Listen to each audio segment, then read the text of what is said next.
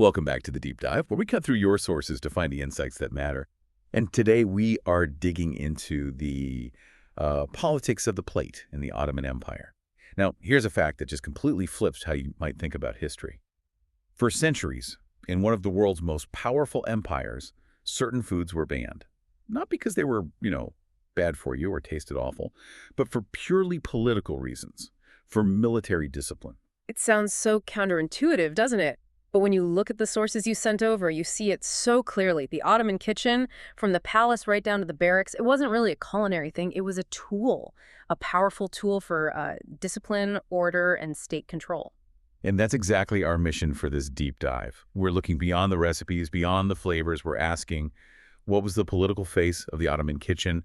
We're going to explore how these food bans, these really carefully managed military menus, how they reflected the thinking of the Sultan and his court. We're trying to link satiety, that feeling of being full, directly to political stability.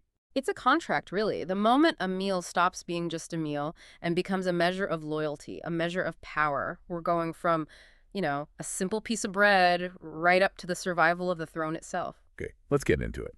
The sources point to four main reasons for these restrictions: morality, health, order, and just pure politics.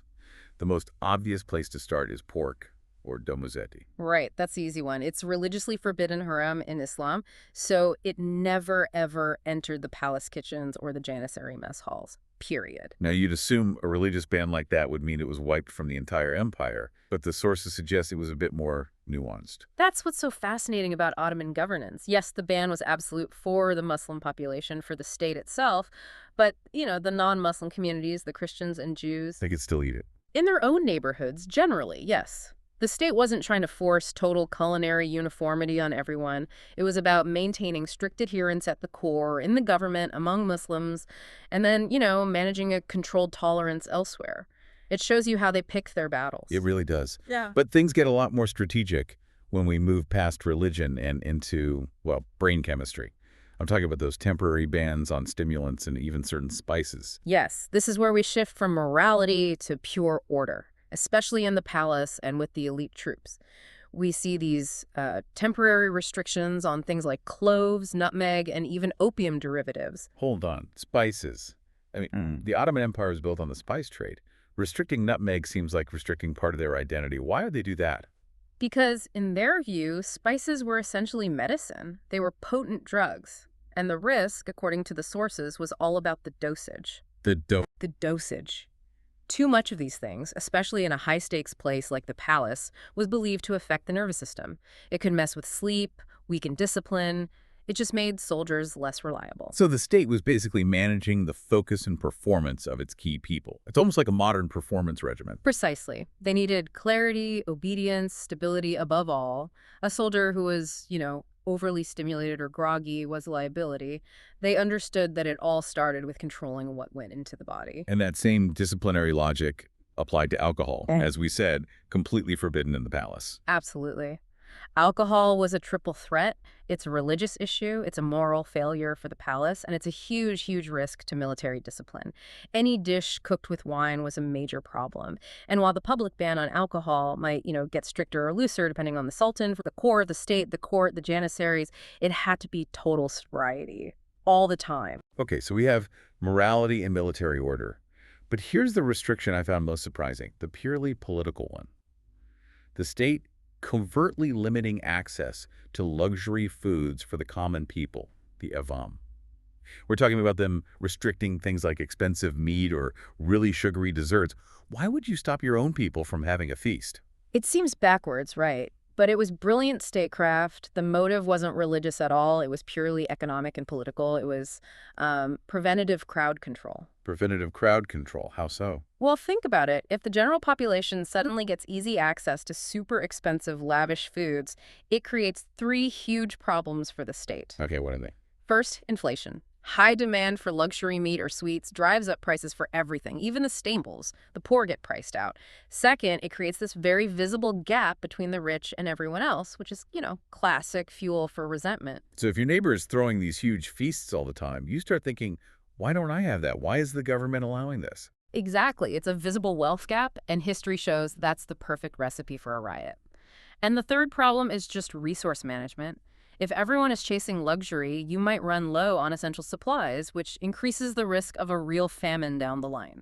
So by controlling the supply, they were basically managing public expectation. They were. They kept everyone just satisfied enough to not get ambitious, or worse, disruptive. That is just fascinating. Social engineering through the grocery market. All right, let's pivot from the general public to the most controlled group in the empire, the Janissaries.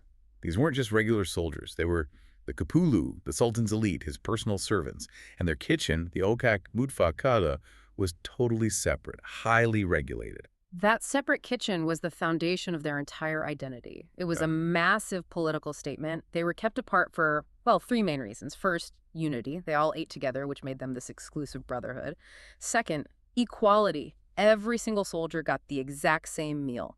That minimizes jealousy within the ranks. And the third? Control. It was a signal of their privilege. They were guaranteed food. But a privilege that was still totally controlled by the state. Their life was guaranteed, but their diet was dictated by the empire's needs, not their own desires. And that focus on control brings us to maybe the most powerful symbol in the entire Janissary Corps. Yeah. The kettle, the kazan. This wasn't just a pot for cooking stew. It was so much more. It was everything. The kazan was the metaphor for the sustenance, the provision, the rusk that the state promised them. When you ate from the Sultan's kazan, you were accepting the deal. You were loyal. If that pot kept you well fed, you were stable. And if you were stable, the state was stable. Okay, so let's get specific. What was in that pot? What were these elite troops actually eating every day in the Okak Mutfa? Their diet was robust. It was dense. And it was designed for utility and calories, not for fun. The staples were bread, bulgur, rice, onion, and yogurt, all about density and energy. And you give us some examples of the meals themselves from the registers. Sure. You see a lot of yani, which is the very heavy, thick stew, usually with mutton. It's designed to stick with you all day. They also ate a lot of kiskek. What's that? It's a dish of pounded wheat and meat, cooked down for hours until it's almost this dense paste. It's incredibly high in energy, easy to make in huge batches, and just designed for maximum fullness. And of course there was tilev, but it was usually oily, rich in fat for the calories, and intentionally kept plain. Not a lot of fancy spices. And what about meat? That's the real sign of privilege. How often did they get it? It was carefully managed, a few times a week usually, just enough to meet their protein needs. Now, that would increase a lot during a military campaign or for a big holiday like Eid, but the state was very careful not to be wasteful. The food was guaranteed, but it wasn't extravagant. We know alcohol was out, so what did they drink? Practical things. Ayran, the yogurt drink, was everywhere for hydration. And hushaf, which is a sweet compote from dried fruits, gave them a quick shot of sugar and energy. The sources also mention another drink, boza, as being really important. Oh, boza was very important. It's this thick, slightly sour fermented drink made from millet or barley. You can think of it as the state's official low-alcohol energy drink. So it gave them a little lift. A little one, exactly. It's calorie-dense, it's refreshing, and it has a very mild buzz, but nothing like wine. It was a small reward that kept the troops disciplined, the perfect symbol of controlled privilege. This all brings us to the main point of this whole deep dive. The kazan as a barometer of loyalty. If that kettle represents the state's promise, what happens when the promise is broken? This is where it gets really interesting. That kettle wasn't just a pot, it was the physical contract. As long as the food was good and it was regular, the Janissaries were happy. And that's why the phrase kazan kaldirmak, which literally means to overturn the kettle, became the idiom for rebellion. Wow. It was the ultimate act of defiance. The physical rejection of the state's provision. It was a declaration that the deal was off. So the first sign of major political trouble wasn't a secret plot. It was soldiers literally flipping their dinner over in the courtyard. Exactly. It started with the meal. In the early days, the sources show the Corps was very satisfied. The food was guaranteed. They ate better than most people. It made being a Janissary a very good job. Loyalty was bought with satiety. But over time, as the empire weakened, things started to decline. What happened to the Janissary diet specifically? The quality just fell off a cliff. The kitchen registers, like the ones from Topkapi Palace, they show it clearly. The biggest thing was the scarcity of meat. For troops who are used to guaranteed protein, that was a disaster for morale.